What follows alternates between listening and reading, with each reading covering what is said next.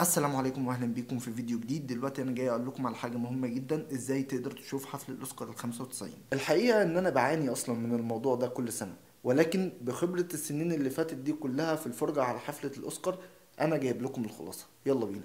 دلوقتي انا هجيب لكم خلاصه الموضوع وهقول لكم على كل الطرق اللي تقدروا تتفرجوا عليها على حفل الاوسكار في الوطن العربي. والمصادر اللي هقول لكم عليها دلوقتي هي مصادر موثقه من موقع هوليوود ريبورتر. فهو جايب لنا الطرق دلوقتي اللي احنا نقدر نشوف بيها اوسكار 2023 حول العالم. هو طبعا جايب كل دولة، وكل دولة هنا كاتب التوقيت بتاعها، هتتعرض الساعة كام وهتتعرض على قنوات ايه.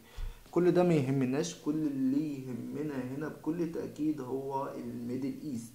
في الميدل ايست بيقول لك ان قناة او اس ان اخذت الحقوق لعرض حفل الاوسكار بشكل مباشر.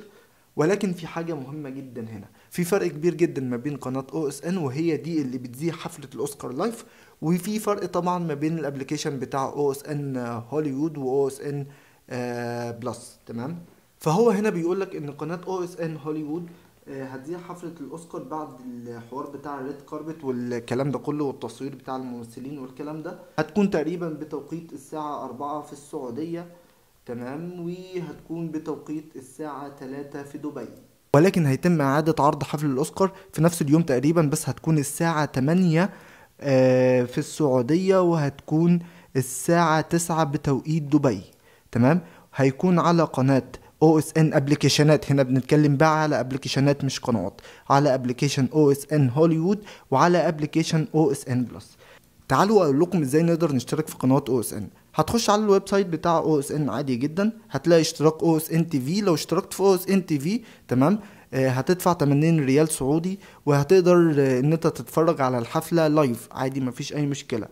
وكمان ممكن تشترك على او اس ان بلس، ولكن لو انت اشتركت على او اس ان بلس مش هتقدر تتفرج على الحفله لايف، هتتفرج عليها في نفس اليوم ولكن الساعه 8 بالليل بتوقيت السعوديه يوم الاثنين، لان يوم الحد هناك هيبقى عندنا يوم الاثنين. تمام. وبكل بساطه هتقدر تاخد 7 ايام مجانا. تمام. هتدخل الفيزا بتاعتك وكل الكلام ده، وبعد ما تتفرج على الحفله وتشترك وتظبط امورك بتعمل كانسل سبسكريبشن، مفيش اي مشكله، من غير ما يخصم منك ولا ريال اصلا.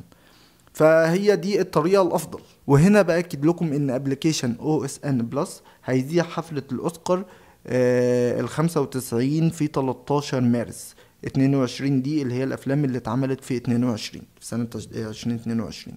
تمام. هي دي الطرق اللي انت تقدر تتفرج بيها، دي الطرق الرسمية اللي انت تقدر تتفرج بيها على الاوسكار ال95. وافضل طريقة ان انت تتفرج بيها على الاوسكار ان انت ما تدفعش ولا ريال. بكل بساطة هتخش تاخد تجربة مجانية لو انت ما كنتش مسجل قبل كده. تمام. وبعد كده هتعمل الغاء للاشتراك بتاعك، بتقدر تلغيه في اي وقت، مفيش اي مشكلة في طرق الالغاء. كنا بنقول ان انت تقدر تتفرج عليها لايف، هتلاقي في ناس بتذيع لايفات على فيسبوك وعلى يوتيوب زي ماتشات الكورة عادي جدا. وفي طريقة برضو غير رسمية، في ابليكيشن تقريبا اسمه ياسين تي في. الابليكيشن دوت برضو بيقدر يخليك تتفرج على قنوات او اس ان، قنوات او اس ان مش ابليكيشنات، قنوات او اس ان تقدر تتفرج عليها لايف. فهي دي الطرق اللي انت تقدر تتفرج بيها على حفل الأوسكار ال95. أو ممكن بكل بساطة تتابعنا هنا على الصفحات بتاعتنا، هتلاقي الصفحة بتاعتي على فيسبوك بالشكل ده، وهتلاقي الصفحة بتاعتي على تويتر، وهتلاقي التشانل بتاعتي على يوتيوب. خشوا اشتركوا في الحاجات دي، وإن شاء الله هنتابع الموضوع أول بأول، وأشوفكم في فيديو جديد. سلام.